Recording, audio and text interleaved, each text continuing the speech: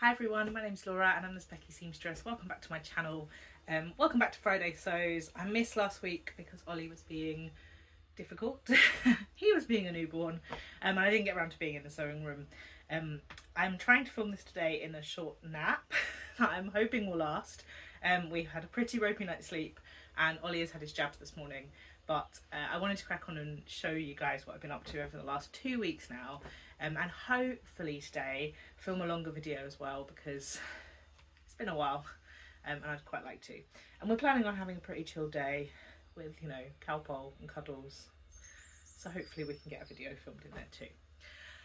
So quickly I want to talk to you about what I've been buying and what I've been sewing and what I'm planning. So if we start with what I've been sewing, I finished my Claire skirt that I talked about in the last video, which is a zero waist pattern by Liz Hayward, and I picked out 2 pieces of fabric, a plain black linen that I had the perfect remnant for, and this cotton, which it's stuck, which I talked about in my first fabric haul since I returned to YouTube.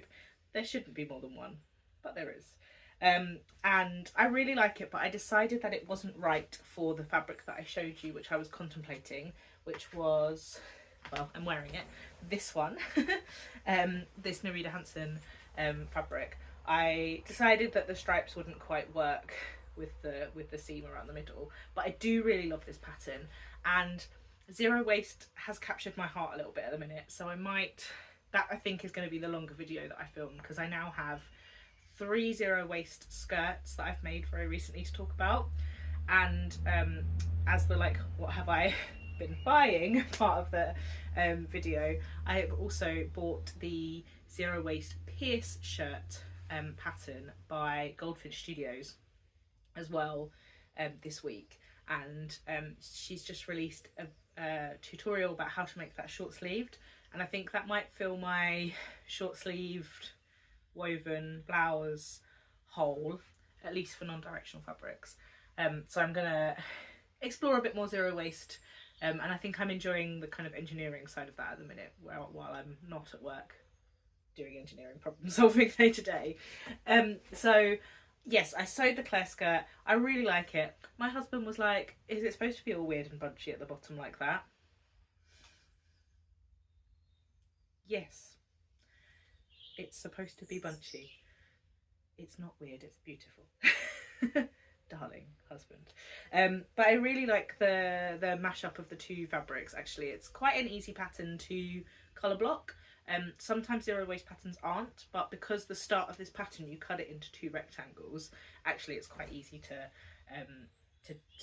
have to cut 2 fabrics at play. I'm not entirely sure how I'm going to style that one up, but we'll figure that out as we go.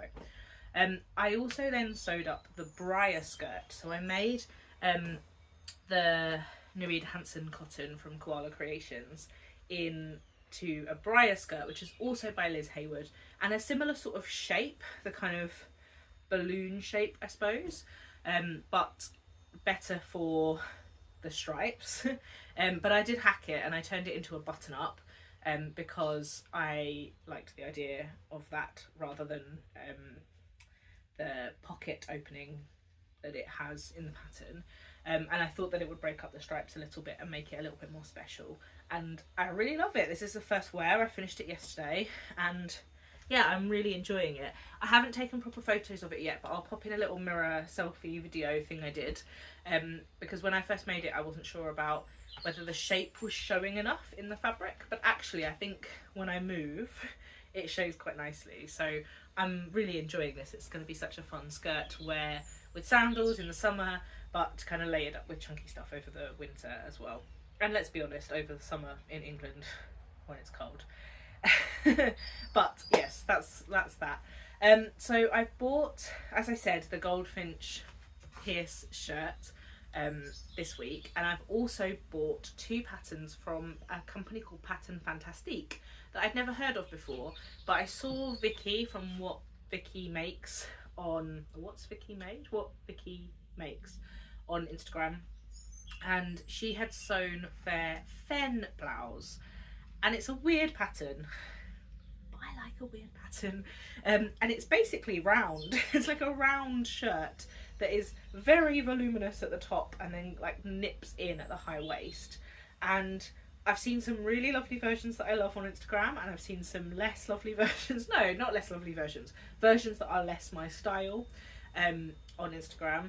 And I decided to go for the pattern, and then also bought their Terror pants pattern, which is like a tailored pleated like straight leg, or like narrow-ish leg trouser that I really fell in love with after seeing a few versions. And then I found a review that said the instructions can be bad, lacking, and I've kind of been put off them a little bit, and I wish I'd not gone straight in and bought both of them before reading some reviews, but that's my bad. The Fen Blouse, I think what I'm going to do is I'd like to see if the shape is something that I like, and if the pattern instructions for the collar and cuff construction and stuff are a bit lacking, I think I'm going to just make up a t-shirt in that shape. So I'll use the sleeves and I'll use the front pieces, but sort of eliminate the placket and hack whatever neckline I fancy, just to see if I like the shape. While I was sorting my sewing room, I found a big piece of white, like off-white t-shirt jersey. So it's quite thin, it's not amazing quality, but it's fine for a t-shirt, like it's not got loads of stretch. And I've got quite a lot of it, and I would like to make myself another Liz Hayward Xanthia tee from one, I think, or a little crop tee of some kind in a plain white to go with a lot of my new big fancy skirts. But I'm wondering about making the Fen blouse, but not as a blouse, in that, to just see if I like the shape before I commit to tackling difficult instructions and using nice fabric. So I think that's going to be on my plans over the coming weeks. So I've bought those. I also didn't buy, but have shared a make from the Pattern Emporium sewing company. They're just called Pattern Emporium. I don't know why I said that at the start there. Who I've done some testing for in the past, and they put up a testing call. I haven't tested for them probably since I was pregnant with James, and I decided to go for this pattern, which is not my usual style. It's a fitted t-shirt dress with slits up the side, and it's called the Own Your Magic dress. And with Pattern Emporium patterns, there's always tons of options, tons of different styles, and I went for the midi length with the short sleeved and a big scoop neckline with binding, and I really like it, but it definitely challenged my postpartum fat lady body confidence, and I'm definitely going to film a specific video about that, probably more loosely around my postpartum body feelings, I guess. But yes, so I shared that, and when testing is complete you get a free pattern. So I have acquired, although not purchased with my time, the Be Mine shirt, which at the time I wasn't that keen on, only because it doesn't come with bust darts, but I've seen some really lovely versions of it recently, and I think that it's again a contender for my like little cropped shirt wishes at the moment. So I've acquired that pattern. I also have acquired 3 fabrics, although actually this is a bit of a lie. I haven't really been buying fabrics, but I sort of have. So in my last Friday Sews video I talked about this Liberty fabric that had dinosaurs on it. That's amazing and I love it, and I did buy it. I waited a little while, and I'm very pleased I did, because it went down from £29.95 a metre to £20.95 a metre, which meant that I bought the 3 metres of it that I wanted to, and I bought a metre of the Q for the Zoo fabric for less money than this would have been on its own, which is crazy. This is basically my bonus treat from work this year. So when we get bonuses at work, me and Nick like to give ourselves a treat, and this is mine this year. I think I'm going to make myself a shirt dress with it, because it will just be glorious, and I will wear it on my first day back at work after maternity leave, which gives me a deadline. A reasonable deadline, but a deadline all the same. And I bought an extra metre of this because the dress that I made in this fabric I don't wear that much, and it's because the skirt is not very full, which is fine. I'm wearing less full silhouettes at the minute, but it's also not very long. So I think for me, if a dress is going to be fairly short, it needs to have some volume, and if it's going to be longer, it can be, or if it's going to be less volume, it needs to be longer. So I'm going to add another tier of fabric to the dress. So I just bought 1 meter of this. I probably won't use all of it. I probably won't add a 50 centimeter tier. But yes, that's my plan, to add another tier to that. And then this fabric, which actually I didn't buy last week at all, or even very recently, but it arrived quite recently and I forgot to share it in my last video. This is a fabric that I had printed as a trial for myself when we last did the last fabric print run for the business that I run, the Specky Seamstress. So we sell quirky haberdashery, and our special product is very unique bias binding, and we recently launched a bias binding that has a print of pictures of my crochet granny squares, and we also have it in a washi tape as well, which is ridiculously is here because I say ridiculously, I'm not that well organised usually, but it's really cool. And when I was last unravelling the fabric that we used for the bias binding, I thought this would be really cool just in stripes on a fabric. So I changed the orientation so that it was like a vertical stripe fabric rather than on the bias, and I bought myself 2 meters of cotton poplin printed with my fabric granny squares. Now, if you've been following me a while, you'll know that I made a couple of things with fabric printed with these granny squares, but in a bigger scale and not in stripes. So I've made a dress which has like a colour block panel at the bottom, and I also made a backpack in this with canvas. And I think this is just going to become quite a simple skirt. I am umming about using the Briar skirt pattern that I've just used for the Nerida Hanson, because it does work really well with the stripes. But I'm probably not in a massive rush to make this. But I'm very excited by this fabric because I think it's really cool. Like from far, it's just going to look like fun stripes. And then you'll get closer and be like, that's crochet. And then you'll talk to me and I'll say, it's my crochet. In hopefully a less smug voice than that. But I think it's quite cool. So yes, I'd forgotten to show you that. So that's what I've kind of acquired / bought this week. Now, I also cut out a project to take with me to Yorkshire. So if you remember 2 weeks ago, I was saying that we were off to Yorkshire for a family funeral, and we stayed in a bungalow that was like belongs to a family and doesn't have any internet. So I packed quite a lot of things, as all crafters do when they go away, to take with me to keep me occupied in the evenings. And I took some knitting, and I took my drawing laptop to do some work for the business, and I also took my overlocker I cut out 2 bras and 2 pairs of pants in a plain grey, very boring cotton jersey, because I am in desperate need of underwear, but I find it quite boring to sew at the minute. I go through my phases with underwear, and I'm hoping that making these will unlock a more fun period of sewing underwear, but at the minute none of my underwear fits me. I think that me-made underwear has a shorter lifespan than shop-bought underwear because it has a lower nylon elastane content, which means its recovery is not as good. Now, I'm willing to be challenged on that theory, particularly as the main reason that I think my underwear doesn't fit me so well right now is because it has been stretched out by pregnancy bumps and that I need to make some new ones. But I want to check the fit before I commit nicer fabric. And also, I think that my time of novelty underwear might be coming to an end.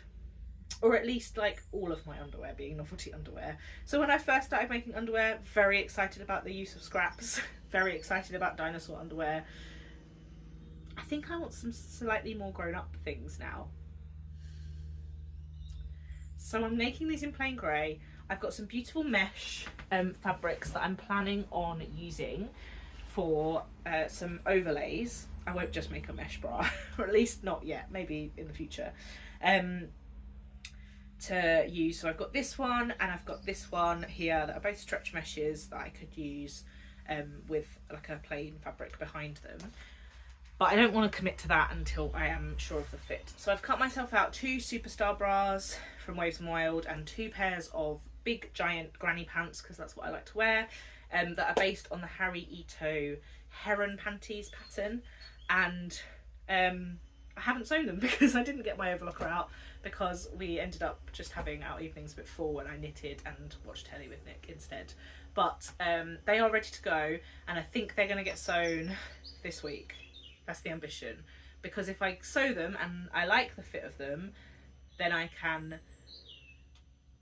make some nicer ones. And I probably still will make some novelty ones, but I think I'm going to be a little bit more picky than I have been in the past, and it will be quite nice if I can start to cycle out some of those ones that have been stretched too much by pregnancy bumps and need to be removed from my wardrobe.